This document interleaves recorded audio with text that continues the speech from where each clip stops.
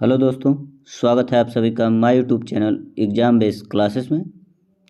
दोस्तों, सी-टेट 2022 के लिए गणित के जो प्रश्न पत्रों की सीरीज चलाई जा रही है, उस प्रश्न पत्रों की आज ये दूसरी सीरीज है, सीरीज नंबर 2। दोस्तों, मैं आप सभी को यह बताना चाहता हूँ कि आने वाले कुछ ही दिनों में दोस्तों आप मैथ पेडागोजी के भी सीरीज पढ़ेंगे, फिर मनोविज्ञान के भी सीरीज पढ़ेंगे, फिर पर्यावरण के भी सीरीज पढ़ेंगे और फिर आप हिंदी पेडागोजी के भी सीरीज पढ़ेंगे दोस्तों। तो मेरे साथ चैनल पे बने रहिए और कमेंट करके ज़रूर बताएं दोस्तों कि मेरा वीडियो आपको कैसा लग रहा है। अगर कुछ कमी हो तो कमेंट करके ज़रूर बताएं ताकि मैं सुधार कर सकूं। पहला क्वेश्चन है दोस्तों, 2/3 में कितने 1/6 हैं?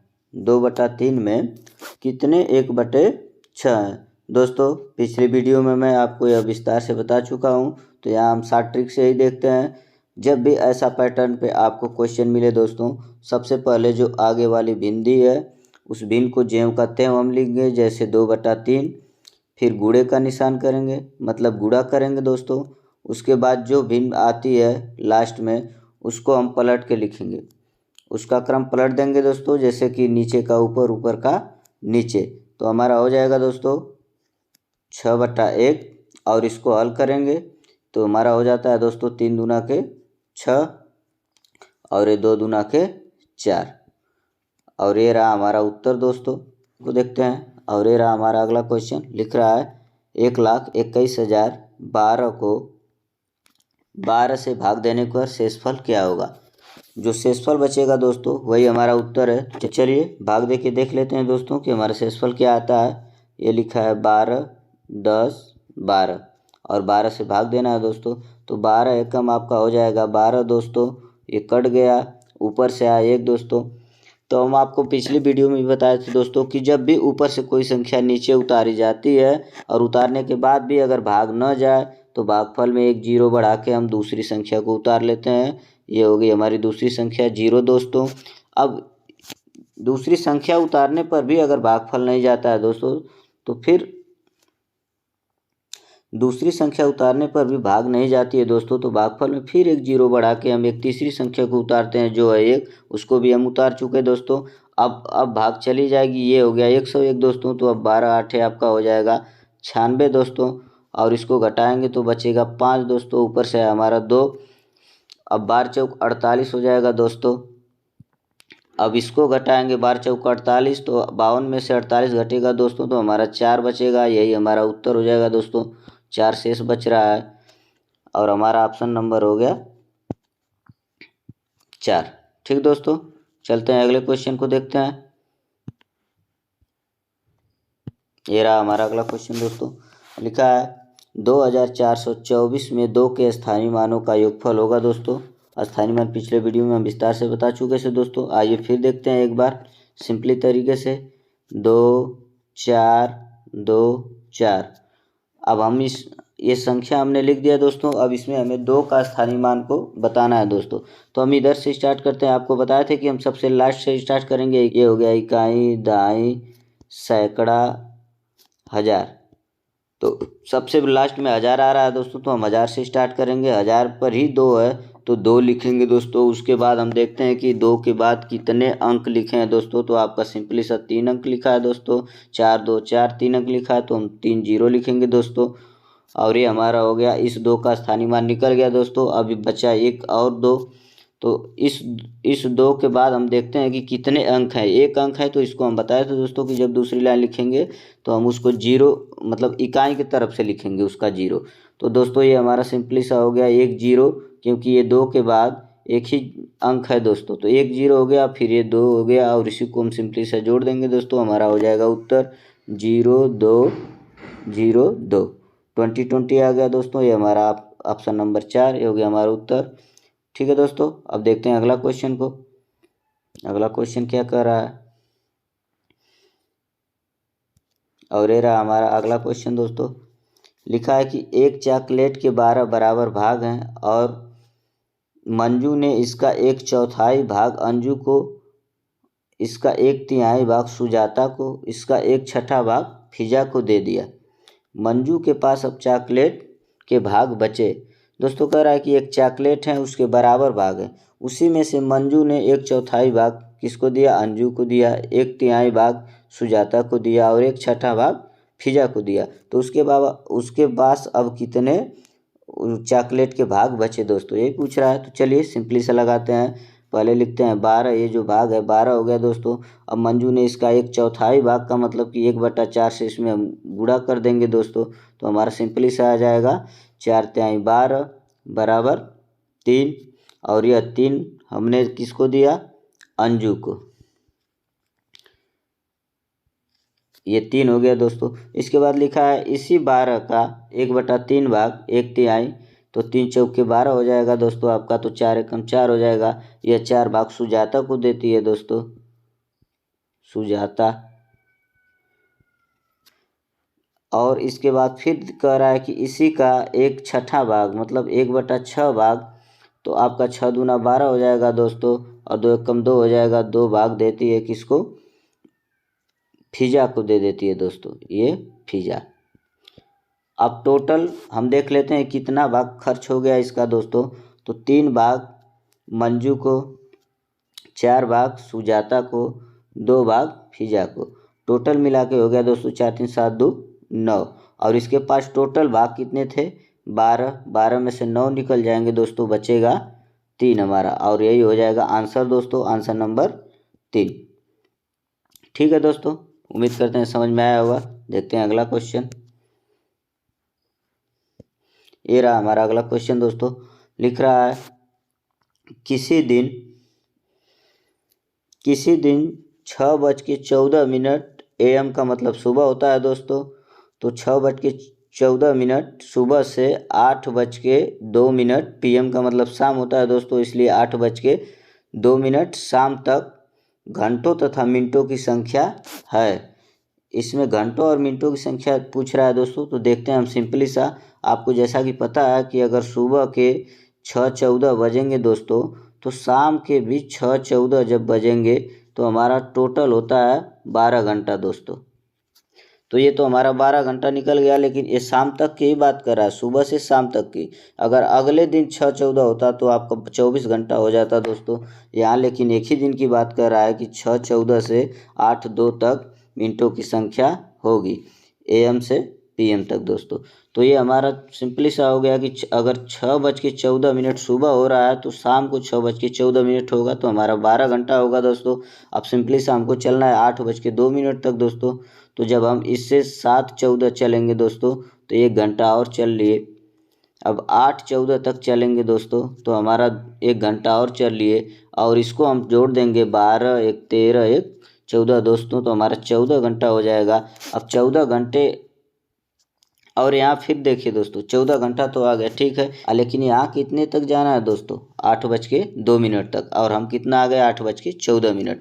अब जितना ज़्यादा मिनट गए हैं दोस्तों, उतना 14 में से हम घटा देंगे, तो हम 12 मिनट लगभग ज़्यादा गए हैं दोस्तों। तो हम 14 घंटे में से 12 मिनट को घटाएंगे दोस्तों, ये 12 मिनट, तो हमारा आ जाएगा 1 घंटा इसमें निकलेगा, तो ये 60 मिनट हो जाएगा। 60 में से 12 घटेगा तो आपका 48 मिनट हो जाएगा। यहाँ 1 घंटा चला गया है, तो 13 बचा दोस्तों। तो 13 घंटा 48 मिनट, और ये रहा हमारा ऑप्शन नंबर 3 उत्तर दोस्तों। ठीक दोस्तों, उम्मीद करता हूँ समझ में आया होगा। चलते हैं अगले क्वेश्चन पे। अगला क्वेश्चन है दोस्तों कि गुणनफल 140 गुणे 101 में क्या जोड़ा जाए जिससे प्राप्त संख्या 14,414 हो। तो दोस्तों इसमें सिंपली सा आपको करना है कि इसका गुणा कर देना है, और इसी में से 14,414 में से घटा देना है दोस्तों। तो गुणा करके देख लेते हैं दोस्तों। लिखा है 140 गुणे 101। अब देखिए दोस्तों, इसको हम गुणा करते हैं, तो हमारा हो जाएगा, 1 में 0 का गुणा करेंगे तो 0 हो जाएगा दोस्तों, 1 में 4 का गुणा करेंगे तो 4 हो जाएगा, 1 में 1 का गुणा करेंगे तो 1, और 0 से गुणा करेंगे तो तीनों 0 हो जाएगा दोस्तों। सिंपली आपको पता होना चाहिए, 1 से गुणा करेंगे तो सेम संख्या उतर जाएगी दोस्तों। 1 से 0 में किए 0, 1 से 4 में किए 4, और 1 से 1 में किए 1 दोस्तों। अब इसी को जोड़ देंगे, और हमारा आ गया 0 4 1 4 1। 14,140 हमारा आ गया दोस्तों गुणा करने पर। और ये जो 14,040 आया है इसको किस में से घटाना है, 14,414 में से। सिंपली सा हम घटा देते हैं दोस्तों। जैसे सिंपली सा एक उदाहरण देके आप लोग को समझाने की कोशिश करते हैं दोस्तों। जैसे हम कहें कि 150 में हम क्या जोड़े, मान लेते हैं x जोड़े कि हमारा 200 प्राप्त हो दोस्तों। तो अगर x का मान निकालना होगा तो यहाँ से क्या होता है दोस्तों, 200, क्योंकि ये पक्षांतर होता है तो यहाँ से माइनस हो जाएगा, प्लस है तो 200 माइनस 150 बराबर आपका आएगा 50। x का मान आ जाएगा 50, तो यही जोड़ने पर हमारा 200 हो जाता है दोस्तों। ठीक इसी प्रकार इस सवाल को भी हम समझते हैं दोस्तों। देखिए दोस्तों, हमारा गुणा करने पर हम 14,140 और कर रहा है, इसमें हम क्या जोड़े, मान लेते हैं x जोड़े दोस्तों, तो हमारा कितना आना चाहिए, 14,414। अब दोस्तों देखिए x का मान अगर आपको निकालना है तो 14,414 माइनस 14,140 दोस्तों। अब इसको घटा देंगे, हमारा उत्तर हो जाएगा दोस्तों, ये हो गया 4 और ये हो गया, एक में से 4 जाएगा नहीं तो 80 लेगा, 11 में से 4 गया 7 दोस्तों, यहाँ बचा 3, 3 में से 1 गया 2 और ये 4 कट जाएगा दोस्तों, 1 का कट जाएगा, हमारा आ गया 274 और ऑप्शन नंबर हमारा 2 दोस्तों। ठीक है दोस्तों, उम्मीद करता हूँ समझ में आया होगा। चलते हैं अगले क्वेश्चन पे। अगला प्रश्न हमारा कह रहा है कि 4 और 1/3 समकोण में डिग्रियों की संख्या है। तो इस प्रश्न को लगाने से पहले दोस्तों हमको जानना होगा कि ये समकोण क्या होता है। तो हम बता दें दोस्तों आपको कि एक समकोण बराबर होता है 90 अंश, या हम कह सकते हैं 90 डिग्री। तो चलिए दोस्तों इस आधार पे हम आपको लगाते हैं। लिख रहा है कि 4 और 1/3 समकोण, इसका मतलब है दोस्तों कि 4 समकोण। तो जब 4 समकोण हम लेंगे तो एक समकोण 90 अंश का होता है, तो 4 समकोण बराबर हो जाएगा 4 गुणे 90। फिर कह रहा है प्लस 1/3, तिहाई का मतलब होता है दोस्तों 90 का 1/3, 1/3, क्योंकि समकोण की बात कर रहा है कि 4 समकोण, यहाँ कुछ नहीं लिखा है दोस्तों, आपको जानना पड़ेगा कि 4 समकोण और 1/3 समकोण में डिग्रियों की संख्या है। तो 4 समकोण ये हो गया दोस्तों और 1/3 समकोण ये हो गया, 30/3 90 हो गया।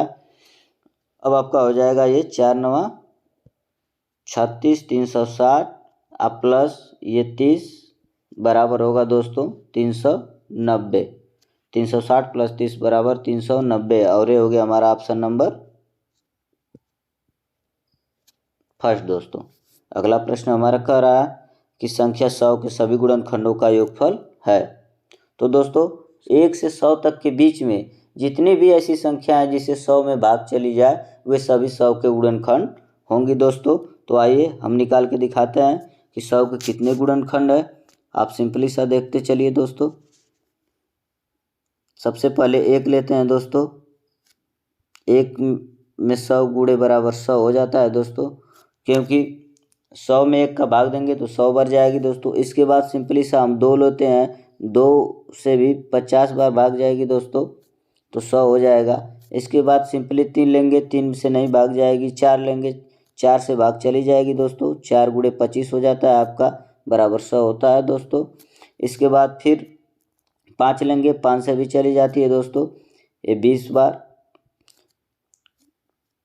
20 5 100 होता है दोस्तों। इसके बाद फिर लेंगे, 6 से नहीं जाएगी, 7 से नहीं जाएगी, 8 से नहीं जाएगी, 9 से नहीं जाएगी, 10 से जाएगी दोस्तों, 10 गुणे 10 हो गया आपका दोस्तों, बराबर 100 होता है दोस्तों। इसके बाद फिर आगे चलेंगे तो 11 से नहीं, 12 से नहीं, 13 से नहीं, 14 से नहीं, 15 से नहीं, 16 से नहीं, 17 18 19 से भी नहीं, तो 20 से जाएगा दोस्तों, 20 गुणे 5 हो जाएगा दोस्तों। इसके बाद फिर आगे बढ़ेंगे तो आपका 25 से जाएगी, 25 गुणे 4 हो जाएगा दोस्तों। इसके बाद फिर आगे बढ़ेंगे तो आपका 25 के बाद दोस्तों जाएगी सीधे 50, बीच में कोई संख्या नहीं जाएगी, 50 गुणे 2 दोस्तों, बराबर 100 हो जाएगा दोस्तों। इसके बाद फिर आगे बढ़ेंगे तो आपका हो जाएगा 50 के बाद दोस्तों सीधे 100 गुणे 1, बीच में कोई संख्या से नहीं जाएगी दोस्तों। और ये हमारा हो गया सभी गुणनखंड इसके। अब इन सभी गुणनखंडों को हम जोड़ लेंगे दोस्तों, तो हमारा हो जाएगा आंसर। सभी गुणनखंडों को जोड़ के हम यहाँ दिखाते हैं दोस्तों। यहाँ हम इरेज कर लेते हैं थोड़ा सा इसको। अब यहीं पे आपको सभी गुणनखंडों को जोड़ के दिखाते हैं। चलिए दोस्तों, आप किसी भी साइड के एक गुणनखंड को ले लेंगे, ठीक है दोस्तों, या आगे या पीछे, या इसको लेंगे, हम इसी को ले लेते हैं, ये जितने भी हैं। तो सबसे पहले बड़ा वाला ये देखिए 100 लिखते हैं दोस्तों, ताकि जोड़ने में आसानी होगी। उसके बाद 50 है, 50 लिखते हैं दोस्तों। उसके बाद ये 25 लिखते हैं। उसके बाद 20 को लिखते हैं दोस्तों। उसके बाद 10 को लिखते हैं दोस्तों। इसके बाद 5 को लिखेंगे। इसके बाद 4 को लिखेंगे। इसके बाद 2 को लिखेंगे। इसके बाद 1 को लिखेंगे। इसके बाद इसको जोड़ देंगे दोस्तों। आप देख सकते हैं कि 5 5 10 10 4 14 14 2 16 और 1 17 आया दोस्तों। 17 को 7 हाथ में लगा 1, ये हो गया 5 5 2 7 7 2 9 1 10 और 1 हासिल हो जाएगा 11 को 1। अब फिर ये 1 आया, 1 हासिल 217 दोस्तों। हमारा कितना आ गया 217। तो ये हमारा ऑप्शन नंबर 3 217। ठीक है दोस्तों, उम्मीद करता हूँ समझ में आया होगा। चलते हैं अगले क्वेश्चन को देखते हैं। लिखा है 10 मीटर लंबाई वाले एक वर्गाकार कमरे के फर्श को वर्गाकार टाइलों से पूर्णतः ढकना है। यदि प्रत्येक टाइल की लंबाई 50 सेंटीमीटर हो तो आवश्यक टाइलों की न्यूनतम संख्या होगी। दोस्तों ये कह रहा है कि ये आपका फर्श है, फर्श, और इसकी प्रत्येक भुजा 10 मीटर है, और इसमें आपको कुछ इस प्रकार टाइल्स लगाना है। वो भी कितने लंबाई वाले दोस्तों? 50 सेंटीमीटर लंबाई वाले टाइल्स होंगे। 50 सेंटीमीटर वाले लंबाई वाले टाइल्स होंगे। अब इस टाइल्सों की संख्या पूछ रहा है दोस्तों कि इसमें कितना फिट हो जाएगा, कितने टाइल्सों की ज़रूरत पड़ेगी फर्श में लगाने के लिए। तो इसके लिए दोस्तों आपको करना क्या पड़ेगा कि इस फर्श का क्षेत्रफल निकालना पड़ेगा। फर्श का क्षेत्रफल बटे आपको टाइल्स का क्षेत्रफल करना पड़ेगा, टाइल का क्षेत्रफल, और आपका इस सूत्र से आपका उत्तर आ जाएगा दोस्तों। तो सबसे पहले हम अब निकालेंगे इस बड़े वाले वर्ग का क्षेत्रफल और इस छोटे वाले वर्ग का क्षेत्रफल, और दोनों को जब भाग दे देंगे तो हमारा आ जाएगा उत्तर दोस्तों। तो सबसे पहले आप देख रहे हैं यहाँ दोस्तों कि ये 10 मीटर लिखा है, तो 10 मीटर को हमको सेंटीमीटर में करना पड़ेगा, क्योंकि ये टाइल्स की जो लंबाई है सेंटीमीटर में दोस्तों, तभी हम आसानी से भाग दे पाएंगे। चलिए दोस्तों, सेंटीमीटर में करके हम इसको लगाते हैं, आगे चलते हैं। पहले हम 10 मीटर को सेंटीमीटर में बदलते हैं। तो आप जानते हैं दोस्तों कि 1 मीटर बराबर होता है, 1 मीटर बराबर 100 सेंटीमीटर, ये आपको पता होना चाहिए दोस्तों। तो 10 मीटर बराबर हो जाएगा 10 गुणे 100 बराबर 1000 सेंटीमीटर दोस्तों। अब ये जो फर्श है, फर्श की लंबाई सेंटीमीटर में हो गई दोस्तों, फर्श की लंबाई सेंटीमीटर में। तो अब फर्श का क्षेत्रफल निकालेंगे दोस्तों। तो आपको पता है कि वर्ग का क्षेत्रफल बराबर होता है दोस्तों, वर्ग का क्षेत्रफल, वर्ग का क्षेत्रफल बराबर होता है दोस्तों भुजा गुणे भुजा, भुजा गुणे भुजा दोस्तों, भुजा गुणे भुजा। तो यहाँ से आप देख सकते हैं दोस्तों कि अब हमारी एक भुजा जो फर्श की आ गई है वो 1000 सेंटीमीटर है, तो 1000 गुणे 1000 हो जाएगा दोस्तों। और ठीक इसी प्रकार छोटे वर्ग का भी क्षेत्रफल निकल जाएगा। आगे अब हम दिखाते हैं आपको निकाल के। आपको फर्श की एक भुजा मिल गई है दोस्तों 1000 सेंटीमीटर, तो 1000 गुणे 1000 हो जाएगा दोस्तों, क्योंकि अभी हम आपको सूत्र लिखवाए थे कि भुजा गुणे भुजा।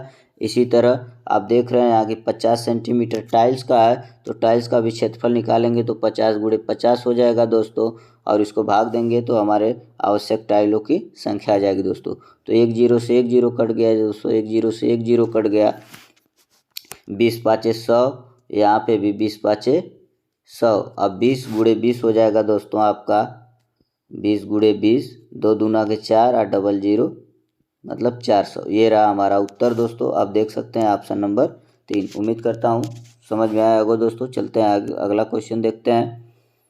अगला प्रश्न है, किसी आयताकार बक्से की आंतरिक लंबाई, चौड़ाई तथा ऊंचाई 10 सेंटीमीटर, 8 सेंटीमीटर, 6 सेंटीमीटर है, तो 6240 सेंटीमीटर घनों को पैक करने में बक्सों की आवश्यकता होगी। अब इस सवाल को समझने से पहले दोस्तों, लगाने से पहले इस सवाल को हम आपको समझाना चाहेंगे एक उदाहरण के माध्यम से। आप उदाहरण को ध्यान से देखिए। अगर आपको हम कह दें कि एक डब्बा है, उसमें 20 केजी चावल आता है दोस्तों, 20 केजी क्या आता है, चावल आता है, तो 200 केजी चावल रखने के लिए कितने डब्बों की आवश्यकता होगी। तो उसके लिए सिंपली सा फार्मूला है दोस्तों कि 200 में हम 20 का भाग देते हैं तो हमारे डब्बों की संख्या निकलती है। ये 0 से 0 कट गया, ये 2 दाह में 10 हो गया। इसका मतलब कि 10 डब्बा रहेगा तो हम 200 केजी चावल को क्या करेंगे, रख लेंगे। ठीक इसी प्रकार ये भी कह रहा है दोस्तों, आइए देखते हैं इसको, अब हम ध्यान से समझते हैं। ठीक इसी प्रकार बता रहा है दोस्तों, कह रहा है कि किसी आयताकार बक्से की आंतरिक लंबाई, चौड़ाई, ऊंचाई 10, 8, 6 सेंटीमीटर है, तो 6240 सेंटीमीटर घनों को पैक करने में कितने बक्सों की आवश्यकता होगी दोस्तों। तो सबसे पहले तो हम एक बक्से में कितना घन आता है उसको जानेंगे दोस्तों। एक बक्से में घन जानने के लिए इसका हम क्षेत्रफल निकालेंगे दोस्तों आयताकार। तो क्षेत्रफल होता है दोस्तों लंबाई गुणे चौड़ाई गुणे ऊंचाई। ठीक है दोस्तों, तो लंबाई आपका है 10, गुणे चौड़ाई है आपका 8 और ऊंचाई है आपका 6। अब इसको गुणा करेंगे दोस्तों तो हमारा आएगा 480। एक बक्से में 480 घन आते हैं दोस्तों। तो एक बक्से में जब 480 आ रहे हैं और टोटल घन है हमारा 6240, अब इसके लिए कितने बक्सों की आवश्यकता होगी दोस्तों। तो 6240 में हम 480 का भाग देंगे और हमारा आ जाएगा उत्तर। चलिए दोस्तों हम भाग करके देखते हैं। 6240 में 480 का भाग देंगे दोस्तों तो हमारा आएगा 480 एकम 480, ये आया 4 और यहाँ आया 12 में से 8 गया 4, यहाँ बचेगा 5, 5 में से 1 गया और 4 गया 1, ऊपर से आ गया 0। अब देखते हैं दोस्तों कि हमारे सामने संख्या आ चुकी है 1440 और हमारा टोटल है 480। तो सिंपली दोस्तों हम बस एक अंक का, ये जैसे इस बस 4 को लेंगे और गुणा करेंगे कि इसके लमसम आए, तो वहाँ से हम तुरंत इसको हल कर लेंगे। अब ऐसे 480 का पहाड़ा पढ़ नहीं पाएंगे तो इसको या तो 48 की जगह हम 50 करके पढ़ेंगे दोस्तों, तो इसके लमसम आएगा 5 × 15, 1500 के लमसम ये 1440 है, तो आपका 3 बार जा सकता है। या 48 में से बस 4 को हम लेंगे दोस्तों, तो 4 × 12, 12 इसके लमसम है, 4 चौका 16 हो जाएगा, तो 1482 हो जाएगा। इसका मतलब कि 3 बार जाएगा दोस्तों। 480 में 3 का जब गुणा करेंगे तो हमारा आएगा 1440 दोस्तों, 1440, और ये हमारा हो जाएगा उत्तर दोस्तों। और ये रहा ऑप्शन नंबर हमारा 3 दोस्तों। ठीक है दोस्तों, उम्मीद करते हैं समझ में आया होगा। चलते हैं अगले क्वेश्चन पे दोस्तों। अगला क्वेश्चन है कि निम्नलिखित में कौन सा सही नहीं है दोस्तों। कह रहा है निम्नलिखित में से कौन सा सही नहीं है। 4 ऑप्शन दिए हैं, चारों में से एक ऑप्शन ऐसा है जो सही नहीं है दोस्तों। तो आइए सिंपली सा इसको देखते हैं दोस्तों। कह रहा है कि 1 पैसा बराबर 0.01 रुपया, 1 और आधा दर्जन बराबर 18, 1 मिलीलीटर बराबर 0.1 सेंटीमीटर, 3 लीटर और 30 मिलीलीटर बराबर 330 मिलीलीटर। ये पैमाना है दोस्तों, आपको पैमाना हमेशा याद होना चाहिए दोस्तों। तो जैसे आपको पैमाना पता है, पहला ऑप्शन लेते हैं कि 1 पैसा बराबर रुपया जो दिया है, तो ठीक है दोस्तों इसको देखते हैं। 1 रुपये बराबर आप जानते हैं दोस्तों, एक रुपया बराबर होता है 100 पैसा। तो यहाँ दिया है वही दिया है दोस्तों। तो हम 100 पैसा बराबर अगर करते हैं 1 रुपया, तब भी हमारा मतलब वही है। अब यहाँ से देखते हैं दोस्तों, 100 पैसा बराबर 1 रुपया, तो 1 पैसा बराबर कितना हो जाएगा दोस्तों। 1 पैसा बराबर हो जाएगा 1/100। तो जब 1/100 को हम 100 से भाग देंगे दोस्तों, तो ये हमारा आएगा 0.01 पैसा। इसका मतलब दोस्तों होता है कि हमारा पहला ऑप्शन सही है, ये गलत नहीं है, और ये गलत पूछा है दोस्तों। तो 1 पैसा बराबर 0.01 पैसा हमारा यहाँ से निकल रहा है दोस्तों, तो इसका मतलब ये ऑप्शन हमारा क्या हुआ, सही हुआ दोस्तों। अब भाग देना अगर आपको नहीं आ रहा है तो एक बार भाग दे के हम दिखा दे रहे हैं दोस्तों 1 में 100 का कि कितना आएगा। तो आप यहाँ से देख सकते हैं दोस्तों, 1 में 100 का भाग देंगे दोस्तों तो देख सकते हैं कि 1 में 100 की भाग जाएगी नहीं। तो हम क्या करते हैं, सबसे पहले दशमलव लेते हैं जी दोस्तों, दशमलव के बाद एक जीरो उतारते हैं। 10 है, 10 के बाद भी भाग नहीं जाएगी दोस्तों, तो हम फिर एक जीरो बढ़ा के एक जीरो और लेते हैं दोस्तों। अब 100 एकम 100 चला जाता है, तो ये हमारा भाग हो गया दोस्तों, और यही हमारा आया है 1 पैसा बराबर 1 रुपया। इसका मतलब पहला ऑप्शन हमारा सही है। अब दूसरे ऑप्शन को देखते हैं दोस्तों। दूसरा ऑप्शन है 1 और आधा दर्जन बराबर होता है 18। अब देखते हैं ये सही है कि नहीं है दोस्तों। तो 1 दर्जन बराबर आप सभी लोगों को पता है कि 12 होता है, और आधा दर्जन होता है 6। अब ये दोनों मिला देंगे दोस्तों तो हमारा हो जाएगा 18।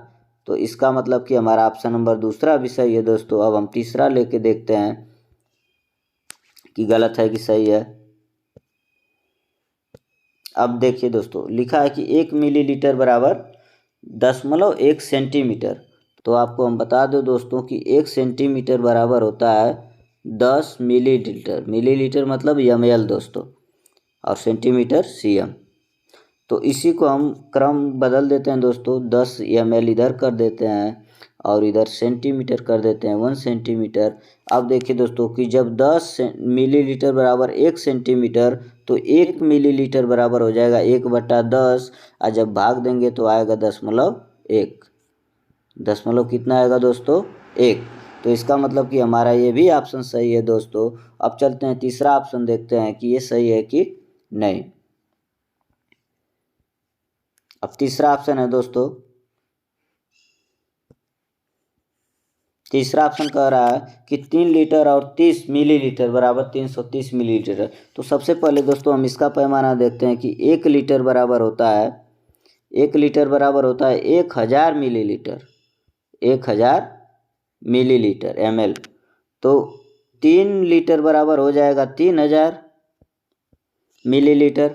आप प्लस कह रहा है दोस्तों 30 मिलीलीटर, इसमें प्लस 30 मिलीलीटर कर दीजिए तो आपका आ जाएगा 30 मतलब कि 3030, और यहाँ दिया है 330। इसका मतलब यही ऑप्शन हमारा सही होगा, यही गलत है दोस्तों। पूछा है कि कौन सा गलत है, तो यही गलत है हमारा दोस्तों।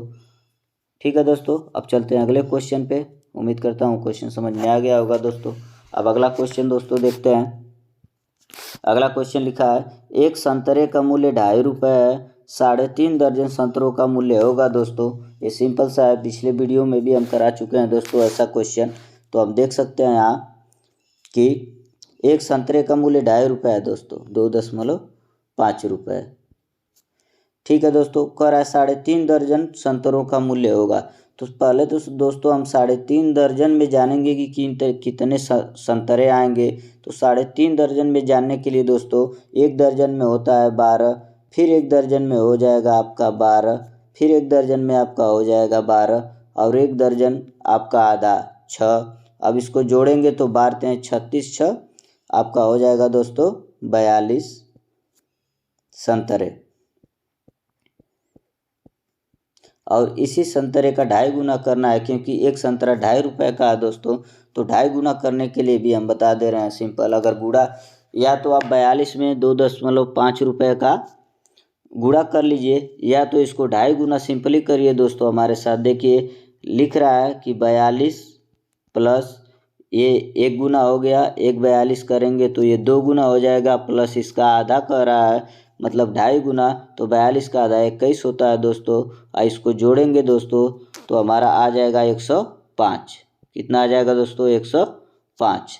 और हमारा ऑप्शन नंबर 2 दोस्तों। ठीक दोस्तों, चलते हैं आगे कि 12 और 16 का न्यूनतम सार्वगुणन गुणे 10 और 15 का न्यूनतम सार्वगुणज।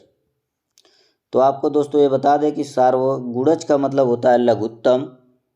तो आप 12 और 16 का लघुत्तम ले लेंगे दोस्तों, 12 16। अब हो जाएगा लघुत्तम निकालने के लिए दोस्तों हम सबसे पहले 2 से भाग देते हैं और उसके भागफल को नीचे लिखते हैं और जब तक 2 से भाग जाएगी तब तक देते रहते हैं। फिर जब तक नहीं जाएगी तो फिर 3 से 5 से आगे देखते हैं। तो हम देखते हैं यहाँ दोस्तों कि 2 छक्के आपका 12 हो गया, 2 आठे 16 हो गया। अभी 2 से जाएगी दोस्तों तो 2 तिहाई 6 हो गया, 2 चौके 8 हो गया। फिर 2 से जाएगी दोस्तों, यहाँ नहीं जाएगी, 3 में नहीं जाएगी लेकिन 4 में जाएगी दोस्तों, इसलिए हमको अभी 2 से ले जाना पड़ेगा। आपका 2 से फिर ले गए दोस्तों तो ये 3 का 3 उतर जाएगा, 2 दूना के 4 हो गया दोस्तों। फिर 2 से अभी एक बार जा रही है तो ये 3 का 3 उतर जाएगा, ये 2 एकम 2 हो जाएगा। अब 3 से लेके जाएंगे दोस्तों तो हमारा 3 एकम 3 हो जाएगा। जब तक 1 नहीं आता है तब तक करते हैं। अब इसका गुणा कर लेंगे दोस्तों तो हमारा हो जाएगा इसका लघुत्तम। तो अब गुणा करते हैं, 2 दूना के 4, दूना के 8, दूना के 16, 16 48 48 दोस्तों।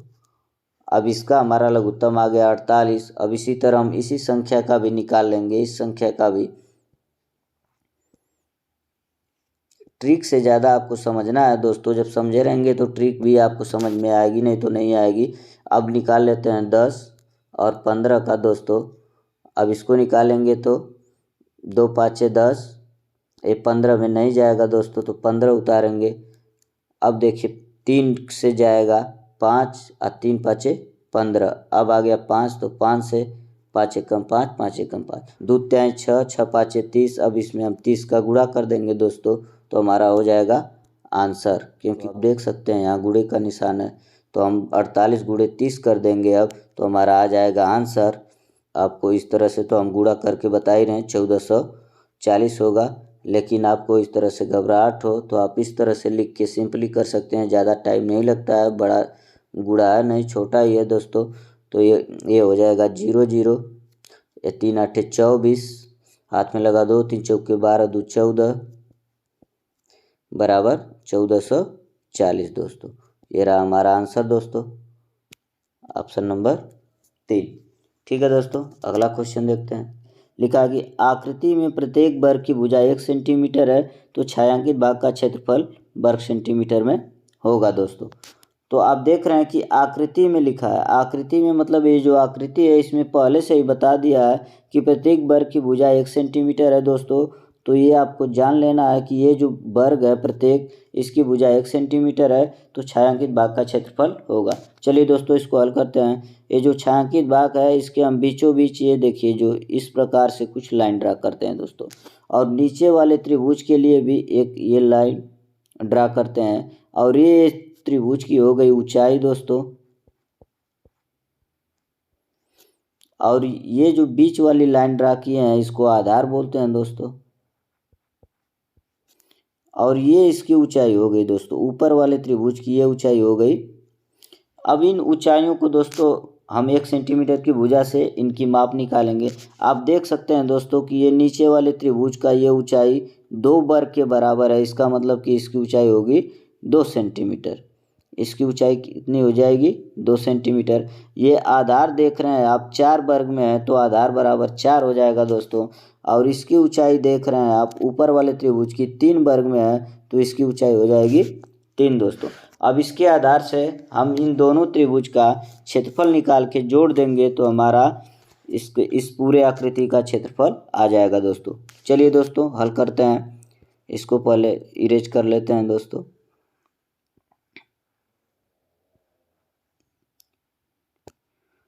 अब देखिए दोस्तों ये हमारा कुछ इस प्रकार से ऊपर वाला त्रिभुज है, ये हमारा 3 है, ये हमारा 4 है दोस्तों।